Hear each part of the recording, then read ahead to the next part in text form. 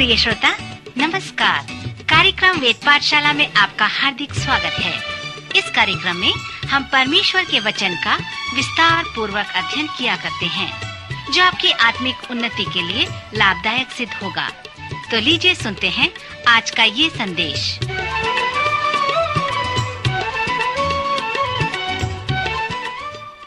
नमस्कार श्रोता मित्र, वेद पाठशाला की अगली कक्षा में आपका स्वागत है।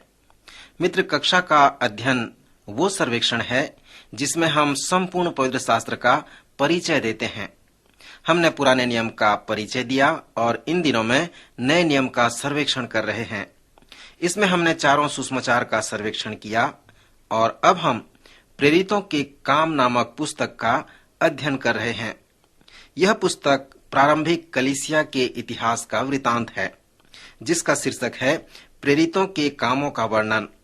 यह शीर्षक इस पुस्तक के लेखक द्वारा नहीं दिया गया है, परंतु यह अनुवादकों द्वारा दिया गया है। पिछले चरण में हम प्रेरितों के काम में से पवित्र आत्मा के कार्य पर विचार कर रहे थे।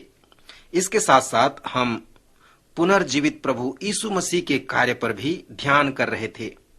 यह भी इस पुस्तक का एक अच्छा शीर्षक है, क्योंकि प्रेरित जो कार्य करते थे वे पवित्र आत्मा की सहायता से अर्थात पुनर्जीवित प्रभु यीशु मसीह की सहायता से कार्य किया करते थे। मृतकों में से जी उठा हुआ यीशु प्रेरितों में होकर कार्य करता था और इसलिए प्रेरित उन आश्चर्य कर्मों को कर सकते थे। सो इस प्रकार इसका शीर्षक पुनर्जीवित प्रभु यीशु के कार्य भी हो सकता है। अगला शीर्षक पिंतेकुस्त का नमूना भी हो सकता है। मैं सोचता हूं कि इस पुस्तक का यह एक अच्छा शीर्षक है। मुझे यह शीर्षक पसंद है क्योंकि हम उस सच्चाई से कभी भी अनभिज्ञ नहीं हो सकते कि यह पुस्तक पिंतेकुस्त का विषय है। पिछले चरण में हमने पिंतेकुस्त से संबंधित कलीसिया के उद्देश्यों पर विचार किए थे और पिंतेकुस्त का जो उद्देश्य है वो सुसमाचार के उन महान आदेशों को पूरा करना है। इसलिए उस पुस्तक का प्रारंभ हुआ। इसके साथ साथ ये जो महान आदेश है वो कलीसिया के उद्देश्यों को पूरा करना है। इस सच्चाई को हमें अपने मन में बनाए रखना है कि प्रेरितों के काम का दूसरा अध्याय, जो पिंतेकुस्त का अध्याय है, संपूर्ण प्रेरितों के कार्य में होकर चलता है और इसके द्वारा जीवित प्रभु यीशु के उस महान आदेश को पूरा किया जाता है। महान आदेश कहता है, जाओ और चेला बनाओ। यरूशलेम से प्रारंभ करो और फिर सारे यहूदिया और सामरिया में और पृथ्वी के छोर तक अर्थात सब लोगों में, सब जातियों में, सब तक जाकर चेला बनाओ और मेरे गवाह बनो। ध्यान करें कि जब उन्होंने यरूशलेम में चेला बनाना प्रारंभ किया तो पिंतेकुस्त का दिन था। फिर जब वे सामरिया की ओर गए तो वहां पर भी पिंतेकुस्त था।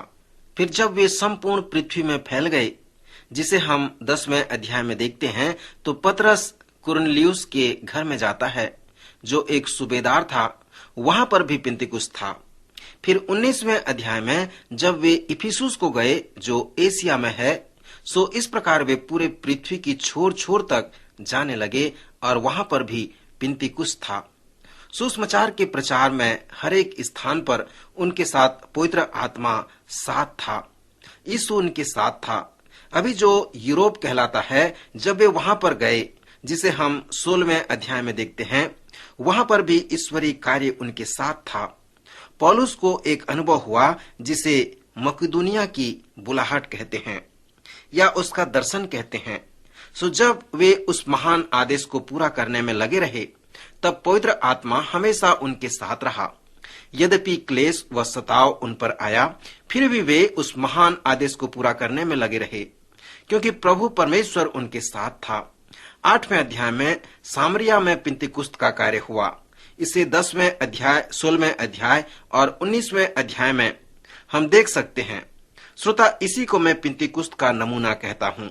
सो जैसे आप प्रेरितों के कार्य को पढ़ते हैं, कभी भी पिंतेकुस्त के उस नमूने को न भूलें। पिछले चरण में हमने देखा कि चर्च की उत्पत्ति, उसके जन्म से संबंधित कुछ नमूने को देखा।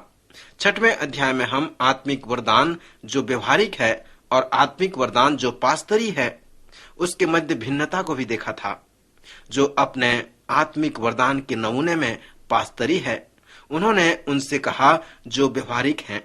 दूसरे शब्दों में मरियम ने मार्था से कहा, तुम कलीसिया के कार्य को देखो, परंतु हम अपने आप को प्रार्थना में निरंतर लगाएंगे और वचन की सेवा में लगाएंगे। मित्र, इस 6वें अध्याय के नमूने पर ध्यान करना बड़ी रोचक बात है। 7वें अध्याय में स्तिफनुस, जो प्रथम डीकन था, उसने व्यावहारिक सेवा किया और एक महान प्रचारक हो गया।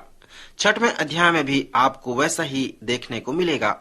अगला जो डीकन था वो फिलिपुस था, जो सामरिया में जाकर एक महान सुसमाचार प्रचारक बन गया। श्रोता, स्मरण रहे कि किसी भी समय जब आप ऐतिहासिक पुस्तकों को पढ़ते हैं, चाहे वो पुराने नियम में से हो या नए नियम में से हो, पौलुस प्रेरित ने हमसे पहले कुरिन्थियों के 10वें अध्याय के 11 पद में कहा है कि हम उदाहरण व चेतावनी को देखें, परंतु ये सब बातें जो उन पर पड़ी दृष्टांत की रीति पर थी और वे हमारी चेतावनी के लिए जो जगत के अंतिम समय में रहते हैं लिखी गई हैं। मित्र, प्रेरितों के काम नामक पुस्तक में हम कुछ अच्छे उदाहरण को पाते हैं। वहां पर चेतावनी तो है, परंतु प्रायः सुंदर उदाहरण है। स्तिफनुस, जिसने अपने संदेश के लिए अपने जीवन को समर्पित कर दिया, जो एक महान उदाहरण है। वह प्रायः एक व्यवसायी था, पढ़ा लिखा था, वह चर्च के बाकी कार्य को देखता था, इसलिए उसे नियुक्त किया गया था, परंतु उसने सुसमाचार प्रचार का भी कार्य किया और आत्मिक वरदान का उपयोग किया और सेवा के लिए शहीद हो गया। पवित्र शास्त्र में जब यह अगुवेपन में आता है तो यह स्पष्ट है कि वे पहले प्रमाणित करके बताएं। आप ये कैसे प्रमाणित कर सकते हैं कि आप एक आत्मिक अगुवे हैं? वह अपने व्यवहारिक क्षेत्र में इस बात को प्रमाणित कर दिया। स्तिफनुस का जो आत्मिक वरदान का नमूना था वह पिंतिकुस था। मित्र, यह पेंतिकॉस्टल शब्द मुझे अच्छा लगता है। इसका अर्थ यह है कि वह एक आत्मिक व्यक्ति है और एक ऐसा व्यक्ति है जिसकी सेवकाई में पवित्र आत्मा की सामर्थ है। हम में आत्मा कार्य करता है, जैसे हमने देखा, और इसका ये प्रमाण है आत्मा का फल। परंतु फिर भी हम में पवित्र आत्मा का कार्य है, पवित्र आत्मा का अभिषेक है, जो आत्मिक वरदान की सेवकाई के साथ जुड़ा हुआ है। स्पष्ट है कि स्तिफनुस एक पेंतिकॉस्टल व्यक्ति था, क्योंकि जब उसने अपना सामर्थ्य प्रचार करना प्रारंभ किया तब वह पवित्र आत्मा की सामर्थ्य से प्रचार किया। उसके ऊपर पवित्र आत्मा का अभिषेक था। एक बात हम आपसे पूछना चाहते हैं कि जब आप इस पुस्तक को पढ़ते हैं तो चर्च को दिए गए कार्य पर आप ध्यान करें, और विशेष करके नए नियम के प्रचार को। सर्वप्रथम पतरस एक प्रथम प्रचारक था। फिर जब आप 7वें अध्याय में आते हैं तो पतरस ही न केवल एक महान प्रचारक था, परंतु वहां पर हम देखते हैं कि स्तिफनुस एक महान प्रचारक बन गया था। उसका प्रचार बड़ा लंबा है। उस अध्याय में 60 पद हैं जिसमें स्तिफनुस ने प्रचार किया। मुझे आशा है आपको उपदेश सुनना अच्छा लगता होगा। अनेक वर्षों से मैं ये प्रयास कर रहा हूं कि कैसे मैं और भी अच्छे से प्रचार कर सकूं। मित्र, प्रचार एक लड़ाई है। यह किसी विषय को समझाना ही नहीं, वरन एक युद्ध है। यह एक आत्मिक वरदान है, और यदि यह पवित्र आत्मा द्वारा नहीं है तो वह प्रचार वास्तविक नहीं होता। पेंतिकॉस्टल प्रचार ही एक ऐसा प्रचार है जो नए नियम के प्रचार का नमूना है। स्तिफनुस से मुझे ये सहायता मिली कि उसने एक ही संदेश में पुराने नियम के 39 पुस्तकों का सर्वेक्षण कर दिया। इस वेद पाठशाला को एक साथ रखने में मुझे 180 संदेश जो 15 मिनट का है तैयार करने पड़े। यह केवल पुराने नियम के 39 पुस्तकों को पूरा करता है। यद्यपि मेरा सारांश एक रूपरेखा या परिचय है। आप जिन्होंने पुराने नियम का सर्वेक्षण मेरे साथ किया था, आपको मालूम होगा कि कैसे मैंने उन 39 पुस्तकों का परिचय दिया। स्तिफनुस यहाँ पर अद्भुत बातें बताता है। उसने बड़े ही सारांश रूप में स्पष्ट संदेश दिया है। उसने 20 मिनट में संपूर्ण सार को स्पष्ट कर दिया है। उसने इब्राहिम से प्रारंभ किया, फिर इसहाक को लाया, फिर याकूब के विषय में बताया, उसने यूसुफ की सेवकाई को बताया, मूसा, यहोशू, दाऊद और सुलेमान की सेवकाई व कार्य को बताया, और वह आगे बाबुल की बंधुआई होने तक बताया। फिर उसने संपूर्ण इब्रानी इतिहास को मात्र एक ही संदेश में बता दिया। श्रोता, स्तिफनुस के प्रचार का जो उद्देश्य था वो सुसमाचार प्रचार नहीं था।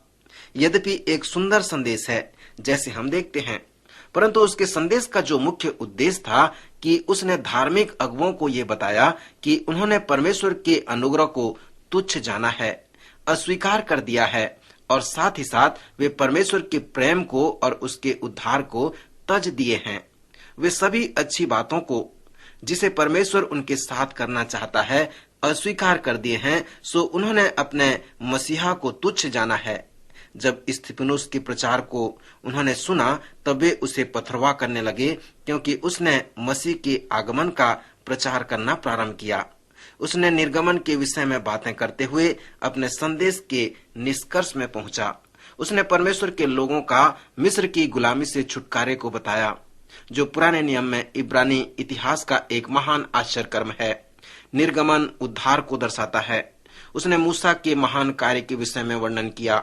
स्तिफनुस ने बताया कि मूसा फिरौन के यहाँ 40 वर्ष तक रहा, फिर उस जलती हुई झाड़ी के पास परमेश्वर की बुलाहट को प्राप्त किया। वहां पर लोगों को छुटकारा दिलाने के लिए उसने महान आदेश परमेश्वर की ओर से उसे दिया गया, ताकि वह परमेश्वर के लोगों को जो मिस्र की बंधुआई में हैं, उन्हें वो छुड़ा सके। सो इस छुटकारे से संबंधित मूसा परमेश्वर से व्यवस्था प्राप्त करता है, जो पवित्र शास्त्र के प्रथम 5 पुस्तकें हैं और 10 आज्ञाएं संक्षिप्त में रखे गए हैं। श्रोता मित्र, इस प्रकार स्तिफनुस ने अपने प्रचार में उन लोगों से कहा, तुमने मूसा को अस्वीकार किया और परमेश्वर ने जिस उद्धार को तुम्हारे लिए भेजा था तुमने उसे अस्वीकार कर दिया। तुमने फिर से मिस्र में जाना पसंद किया। तुमने सोने का बछड़ा बनाया और उसकी उपासना करना चाहा। तुमने जीवते परमेश्वर को तुच्छ जाना। तुमने मूसा को अस्वीकार किया। तुमने परमेश्वर के उद्धार को, उसकी व्यवस्था को जो मूसा के द्वारा तुम्हें दिया गया था, उसे तुच्छ जाना और अस्वीकार कर दिया। इसके बाद हम देखते हैं कि वे लोग क्रोधित हो जाते हैं और स्तिफनुस के प्रचार को सुनकर वे उसे पथरवा करके मार डालते हैं। श्रोता मित्र, आपके सामने आज एक चुनौती रखना चाहता हूं कि क्या आप स्तिफनुस के जैसा आपका विश्वास है? क्या आप स्वेच्छा से यीशु के लिए मरने को तैयार हैं? प्रभु मुझ पर व आप पर अनुग्रह करे कि हम स्तिफनुस की चुनौती को अपने जीवन में ले लें, उसके जैसे जिएं और उसी के जैसे मरें और मसीह में अपने विश्वास को बनाए रखें। सो मित्र, क्या आप इस प्रकार विश्वास रखते हैं? प्रभु आज के वचन द्वारा आपकी सहायता करे, आपको निर्णय लेने में सहायता प्रदान करे, आपको आशीष दे। अभी आप सुन रहे थे कार्यक्रम वेद पाठशाला। श्रोता, हमें विश्वास है कि इस कार्यक्रम के द्वारा आपको आशीष मिली है। यदि इस कार्यक्रम के विषय में अधिक जानकारी प्राप्त करना चाहते हैं या बाइबल अध्ययन से संबंधित कोई प्रश्न हमसे पूछना चाहते हैं, तो आप हमें इस पते पर लिखें। हमारा पता है कार्यक्रम वेद पाठशाला, post box number 713, EN post, Faridabad 7। पता एक बार फिर सुन लीजिए। कार्यक्रम वेद पाठशाला, post box number 713, EN post, Faridabad 7। आज के कार्यक्रम का समय यहीं पर समाप्त होता है। अगले कार्यक्रम में आपसे फिर भेंट होगी। तब तक के लिए नमस्कार।